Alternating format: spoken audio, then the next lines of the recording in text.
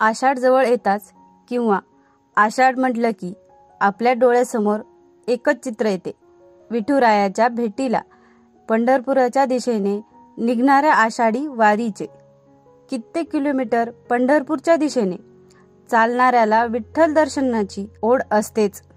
तर आजच्या या व्हिडिओमध्ये आपण संत ज्ञानेश्वर महाराज पालखीचे वेळापत्रक जाणून घेणार आहोत.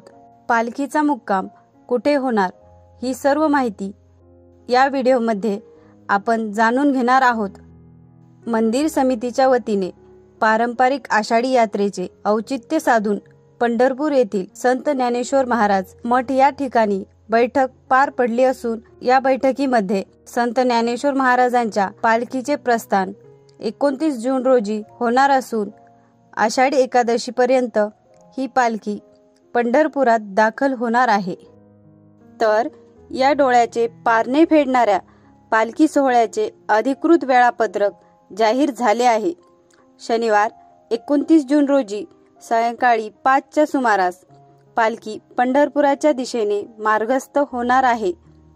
पालखीचा मुक्काम आळंदी येथे दर्शन मंडपात गांधीवाडा येथे असेल. वेळापत्रकानुसार 4 जुलैला पालखी जेजुरी गाठणार असून पालखीचा मुक्काम याच ठिकाणी असेल. या ठिकाणी येळकोट येळकोट जय मल्हारच्या गजरात भंडारा उधळून पालखीचे स्वागत होईल, यात काही शंकाच नाही. 5 जुलैला माऊलीची पालखी वाल्हे गाठेल व 6 आणि 7 जुलैला लोणंद या ठिकाणी मुक्कामी असेल. 8 जुलैला तरडगाव तर 9 जुलैला फलटण येथे व 10 जुलैला बरड तर 11 जुलैला नातेपुते या ठिकाणी मुक्कामी असणार आहे. 12 जुलैला मुक्काम माळशिरस येथे असून पुढे पालखी वेळापूर या ठिकाणी 13 जुलैला मुक्काम करेल व 14 जुलैला पालखी भंडी शेगाव गाठून मुक्कामी असेल.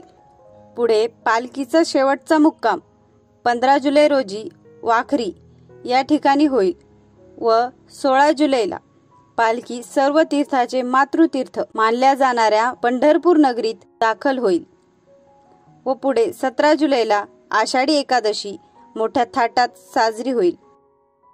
20 जुलैपर्यंत पालखी पंढरपुरात असेल. 21 जुलैला माऊलीच्या पालखीचा परतीचा प्रवास चालू होईल व हा प्रवास 30 जुलैपर्यंतचा असेल. 30 जुलैला पालखी आळंदीत दाखल होईल.